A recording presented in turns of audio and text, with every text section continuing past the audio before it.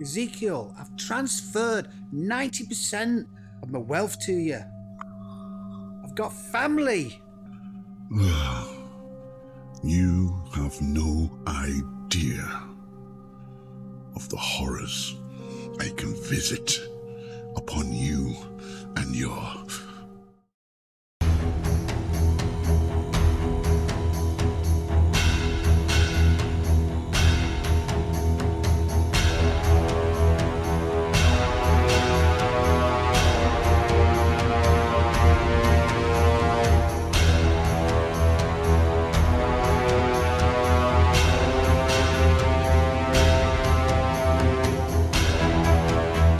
Hello peeps, what's going on? Thanks for tuning in.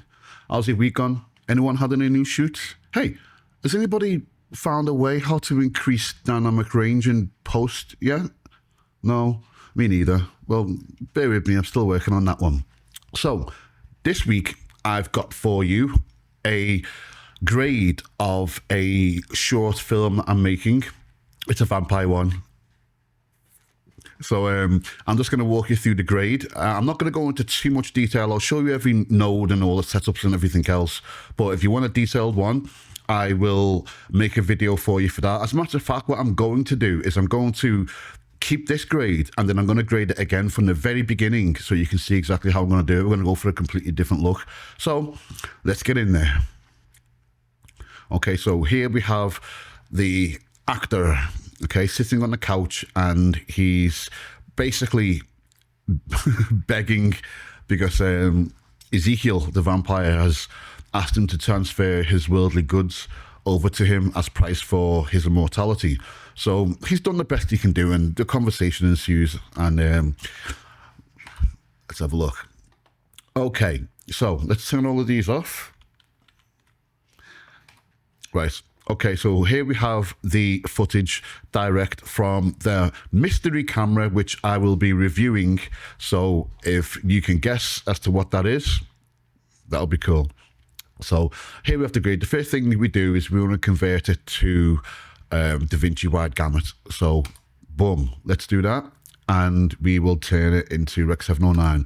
Remember on previous videos, I said that all your grading needs to be done in a sandwich. So you convert it into DaVinci wide gamut and then you put it into Rec 709, and that gives you the best available colors, the best available dynamic range, and the best color space for you to edit your footage in.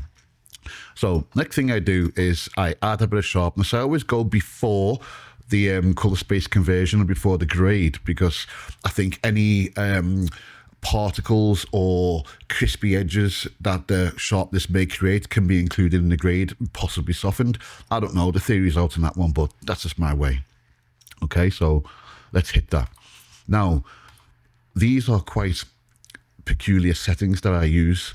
Okay, so as you can see here, I've taken away 70 on the mid-tone detail because it makes it soft, more like somebody's rubbed Vaseline on the lens and made it really okay, which enables me to then add sharpness to quite a high degree. And that pretty much does the edges, so you're getting a combination of sharpness and softness. Just a little technique I developed along the way. Okay, so next we have the background. We want to be focused really on the character, so we put in a vignette, and if I show you the mask on that, okay, so that's over him, and I've softened it out quite a lot, and as you can see, the effect is quite dramatic. I've lowered it down via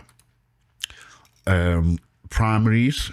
I've taken the mid-tone, the mid levels down 4, and for the HDR wheels, I've taken the exposure down too. So as you can see, the effect is quite dramatic. Yeah, it's awesome, just the way it is there. Okay, so I've noticed now that there's quite a bit of crispiness on his forehead, so, and the couch here. So it's not exactly distracting, but I want to make sure that you're paying close attention to him. So I've fixed the highlights slightly and brought them down. I've done that by means of custom curves. So I've placed a little point here, so I don't want to adjust anything lower than that, and then I've lowered it down here. So as you can see, it was there. Now I've brought it to about there. Okay, so the background fix. So what I've done inadvertently is there's a object in the back there which is covered in red lace. I know you can't make out that it's red lace, but these little details add to the final of the scene, you know? So what I've done is I have masked it here, and if I turn that off, you'll see that it's quite dark. So I can bring that up. Now, previously, that would have been bright already, so I'm not pushing it into unnatural dimensions. I'm not pushing the pixels to breaking point because they were already light before. I've brought them down, and I'm just merely bringing them back up again. So I've masked that, and that goes on there. Okay, now for the colour and the feel and the film effect on this grade, I went for Dehancer Pro. Now, I've spoke about this before. I love Dehancer Pro. I don't really use all the halation and all these different things like bloom and film damage and stuff like that. I pretty much just use it for the colour and for that film look and the grain, obviously, because I think the grain in this is really good because it seems to really interact with the image rather than just be like a sheet placed over the image and then animated dots, you know. So I think it's more organic. So here we go. Okay, lovely. So that's automatically just turned this straight into a film kind of look. Now, there's a few things that I've altered here. Now, usually it comes with the contrast turned right up like that. That's far too hard for me. So rather than take the effect of the whole node down, the effect of the whole layer down, I've just gone into the tonal contrast here and I've simply lessened it a little bit so I can see a little bit more details in the shadows and in the darks. I've gone for my usual Fuji color 100. There are obviously many you can go for. Okay, so another common one is that vision there. Yeah, it's okay. You can grade to it though, you know, you have to do pre-grades before it, but I pretty much go to Fuji 100. I absolutely love Fuji 100. So there's a few other minor details here, like temperature compensation. I've put it up by 22, and then there's the grain, which I have put at, I'm not sure whether you'll actually see this. Let's zoom in here. Okay, so if we go for the grain, okay, so you can see what effect that grain has there, and you can really see it by the parade down here. You can see it's thicker. Okay. Okay, so now that that's done, what I've done is I have created my own LUT previously. It's Generation 4 to Generation 5 LUT. Oops, I just gave the camera away, didn't I? So Generation 4 colour, I've transformed it to Generation 5. Now I've created that LUT by use of stills and the colour cards. So if you want to see a video on how to create LUTs and how I've converted that, write it down in the comments. So this is what it does. Okay, so we've got there like this added little bit of green and a little bit of magenta to the skin. I think that did it a world of good. You want to see that again? Okay. Beautiful, right? Beautiful. Okay. So I've noticed that if you look at the bottom here, it's not quite sitting on the bottom. The green is, but there's green in the shadows, but I'll come to that later. So what I've done is I have lowered the blacks and allowed it to kiss that bottom line. And I've done that by means of lowering the blacks by 0.09. Before, after, before, after. It kind of adds to the contrast as well. So I've noticed that his skin is a little bit too bright for the scene. It's distracting. I can't really see too much detail in his skin here, the wrinkles on his forehead and the texture of his skin. So I'm gonna go ahead and fix that. It also fixes the shines on the couch also. I have done that by means of a qualifier. So if I show you what's been qualified, it's exactly what I wanted. I've shifted the luminance only. I've turned off saturation and hue because I wasn't interested in the color. I wasn't interested in how much color. All I want is to concentrate only on the brightness, the luminance. So I've turned that on, and I've put quite a long L-soft, so it's like a good gradation from the actual qualified pixels into the unqualified pixels. So that's quite essential, otherwise you get like this really harsh stop, like an axe, boom, a head comes off, guillotine. So before, after, you can see that's done a world of good. That's lowered it down. If you look at the scopes as well, that's quite a significant drop there. So now it's brought the image into more balance. Now, the couch is still bothering me a little tiny bit. So I thought, okay, let me get in there and let me just lower down the couch a little tiny bit, because I really want you to be looking at the guy. I obviously want interest to be in the background as well. I want interest to be in the rest of the frame, but not so much interest where you're looking away from the character. So I went into the couch, and I've basically used a simple mask. So what I've done is I've drew the mask across there, and I have taken the gain down by quite a lot. So you can see the effect that it has on the couch. And the last thing that I did is I added camera shake to it, because in this scene, camera shake for me is indicative of reality, or it could be something where it's quite tense and exciting, so something's happening. So in this conversation, you have two characters. One character is extremely calm, he's in control, he's threatening, and then you've got the other character that is begging and pleading, please don't do this to me. So the camera shake can bolster the experience that you'll have by watching this character, because I want you to be inside his mind as he's pleading to the other guy, saying, please don't do this to me. So the camera shake gives me that frantic, nervous, exciting, it's like anxiety look. So I've added camera shake. So I will show you that at the end. Well, okay, I'll try and show you now if it renders. Okay, let's have a look.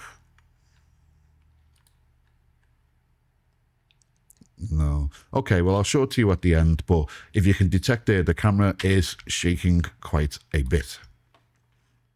Okay, to do the next character, yours truly, the grade was pretty much copied onto the next character. Obviously, that scene is going to require its own little modifications and nuances because of the nature of that shot. So let's jump on in. Okay, so here we have the vampire Ezekiel sitting and listening to this guy begging. So let's turn off everything and see what we got. Okay. So again, we go into DaVinci wide gamut. Okay, so you can't really see that much, but I'm drinking a chalice of blood. So my lips are slightly red and you can see blood on my teeth when I start to speak. So I'll add my sharpness, and I explained that before, the nice little trick on that. With this one, I've taken away 40 because I don't want it to be too soft, because that softness that's created with mid-tone detail loss, I pretty much use that for women to beautify them. Now, this guy is not beautiful. This guy's sharp. This guy's dark. This guy's dirty. He's a vampire, so we don't really want him nice and soft and beautiful. It's not one of those interviewed the vampire type, Twilight, lovely vampires. This guy's a proper bastard. So again, I have put a vignette over Ezekiel because I would like to draw your attention to Ezekiel and Ezekiel only. There we have it. Okay, so that's done quite a lot. We've popped them out a little bit, haven't we? Yeah, okay, so before it was pretty much flat, and now it's a little bit more three-dimensional, and it also takes the detail off the back as well. Yes, you can still see the skull, you can still see the ornate box, you can still see the candle holders, but with it being like this, it's a bit darker. So he's a little bit bright there. So what I've done is I've created a outside node, and with the outside node, what that does is it targets everything that this node before doesn't target. So, for example, if I make a vignette, the outside node will target everything outside the vignette. If the vignette is softened and fades out, then the outside node will fade in. So it selects everything that the other one doesn't. So with that node selected, I was able to go ahead and lower him down. Okay. And I did that by means of lowering the lift and lowering the gamma. Next, remember I said I was drinking a chalice of blood? Okay, so it was a really nice red color, but I wanted to make the red a little bit more vivid because Ezekiel, I'll just keep calling him Ezekiel. Ezekiel is of the darker skinned variety.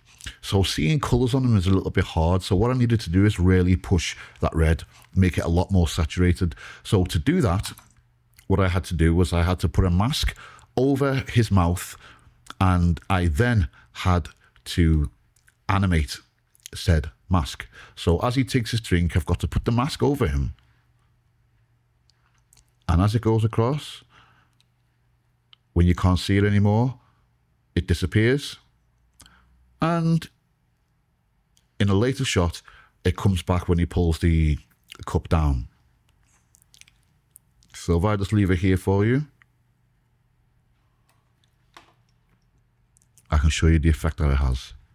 Okay. Okay, a lot redder. But don't worry, I'm going to fix that in a little bit later to make it more the hue of blood. Okay, so we go ahead and add the Hansa. The Hansa will probably take place before the blood as well, so I can get the overall look really, because this row here is more so of the look of what I want the footage to be. So we'll go ahead and enable the Hansa. It's exactly the same as the Hansa used in the former clip, because whenever you're going to use film grain, with the very, very, very few exceptions, you'll always use the exact same setting of the Hansa, the exact same film stock, the same negative, the same amount of grain, and all the rest of the settings the same. Obviously, there are exceptions to that rule depending on what you want to do, i.e. such as music videos. So we've got the Hansa. The settings are exactly the same as I mentioned before, so I'll skip that.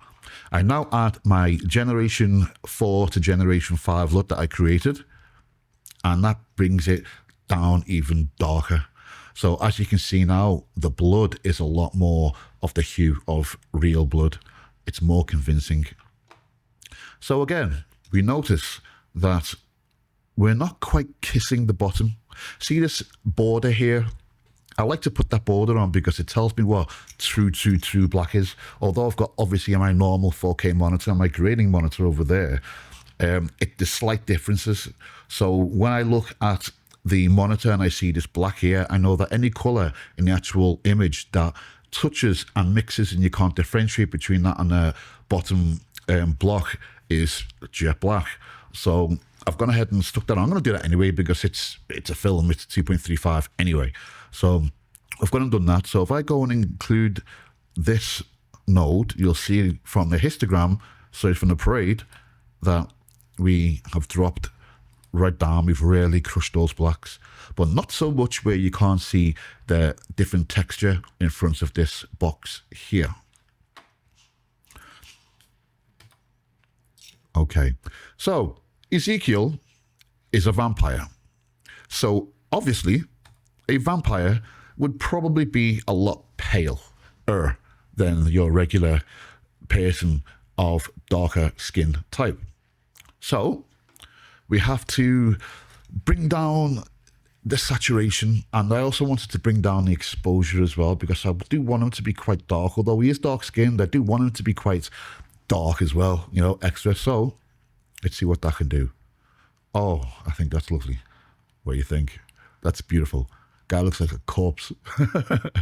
Okay, so I've lowered it down there. So what I've done is I've done it with the use of a vignette. So as you can see, that's quite qualified there.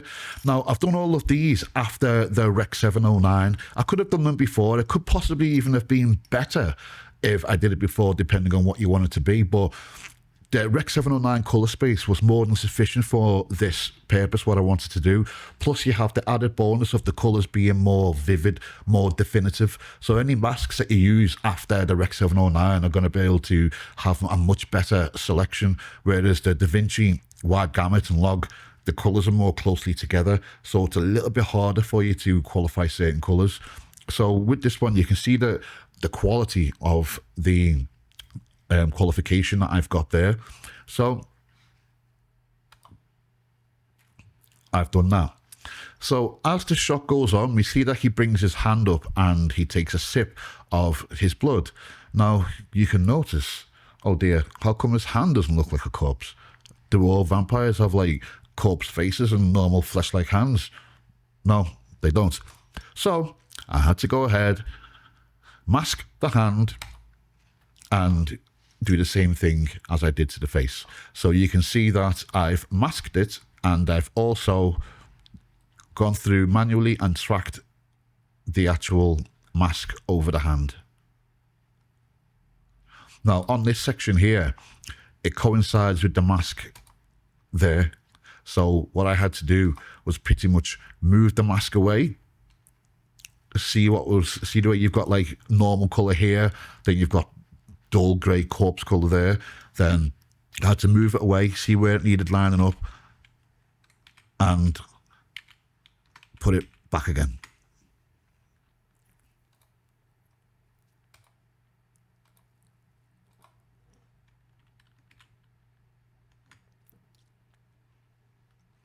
Okay. Oh, I've missed this one out for some reason. Sorry about that. Let me go back and hit that. Highlight fix. Okay. So what we noticed earlier on is that the subject has got, it's quite high. You know, these books here, the skull and everything else, it's quite bright and it's quite distracting. So I've gone ahead and put the highlight fix to bring it down to a nice, dull, atmospheric look. That one's a little bit crispy, a little bit hot. So further on, I noticed that this shine on the head was still a little bit distracting for me. Now, obviously with Caucasian skin, this is pretty much adjacent to their own skin color when there's a light on their skin. But with dark skin, it's quite a hell of a difference. If you look at this is very, very bright compared to his regular skin. So I called it the shine. So I went ahead and I took a lot of that shine out. Okay, so also worked with the actual chalice itself because that was shining a lot. So I took that off. Again, that was done with a qualification. Again, I've got rid of the hue, don't care about the color, got rid of the saturation, don't care how much color. All I wanted to care about was the shine, the brightness, the luminance. So I've gone ahead and qualified it, and I will show you what's qualified. Again, I've gone and put a long gradation on it, increase the L soft, so it rolls into the unselected part. Otherwise, you'll get that really sharp stop with the colors, like a guillotine, head falls off. Okay, so there we have the finished look. So I've gone ahead here and I've switched to timeline level. What I've done there is a few last minute fixes. What I generally use this for is once I've done a grade, I will then go away and rest my eyes for a while, and then I'll come back at a later date. So sometimes it's a pain to go inside every single clip and change little tiny different pieces that you can do that you now detect because your eyes have been rested and you're in a better frame of mind and your eyes are in a better condition to detect any anomalies.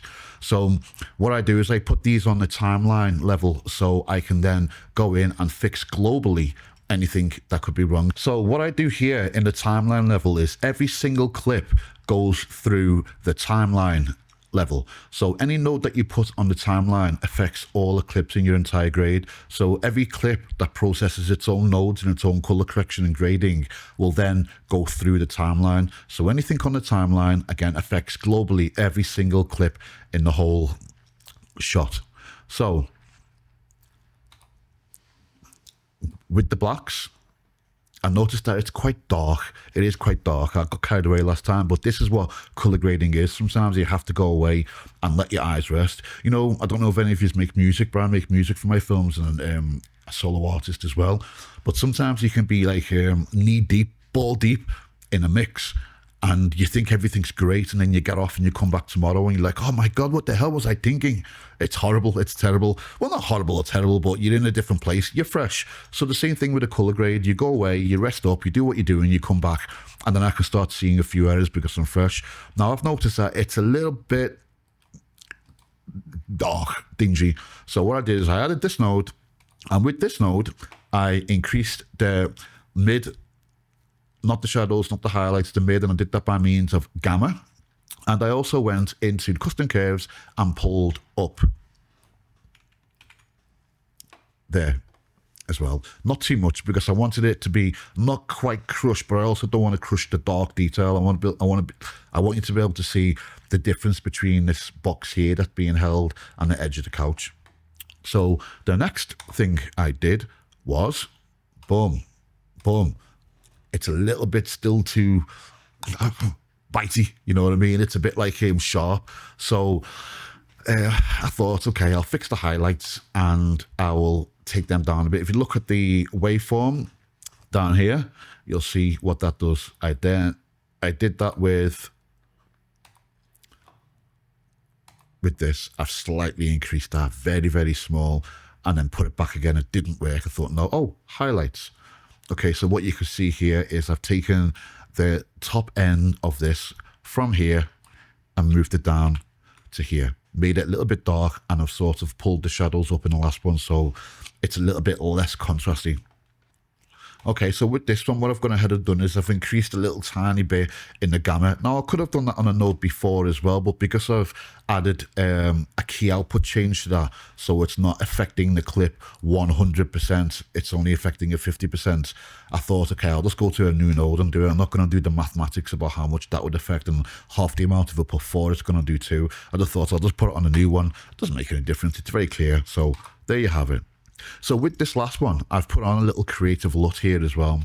I've taken the key output down to 0.5 because I don't want it to overpower all the color grading and correcting that I've done. I just want that little tiny bit, mainly because it introduces a little bit of green in the shadows and slightly skews a few colors, which I actually love. I really, really like this LUT. It's from Triune Film, and it's from the Horror LUT pack.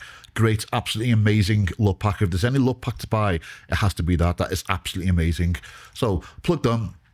This LUT is great because it adds green into the shadows. It's a horror film. It's not supposed to be bright and lovely and shiny. It's meant to be dark. It's meant to be dingy. There's meant to be evidence all around that evil is afoot. So if you've got green in the shadows, what that means is that somebody's being assaulted, somebody's been beaten up, somebody's been punched in the nose, and snot came out and landed on the screen somewhere. Now that's what we want to portray in our grade. So I went ahead and added that, and I thought, wow, okay, that's sweet. Now I'll show you what happens when you put that to one. It's too much. It's too much. No, that's too much snot. That's too much of a beating. We're not making a violent movie here. You know, we're making a horror film. We're making it subtle. So there we have it. So thank you very much for tuning in. If you stay tuned in, what I'm going to actually do is I'm going to make a video with this exact same grade on one side, and then I'm going to grade it again from the very, very beginning and show you in real time every single step that I do to make a completely different look. Horror, the same kind of things. So you want to stay tuned to that. I'll take you all the way through project setup, all the effects, why I'm doing each thing, the philosophy of the grade, the situation of the grade, and what's happening and how all that affects the color grade. So thank you very much. Please hit that like button, subscribe, and I'll see you soon. Yep.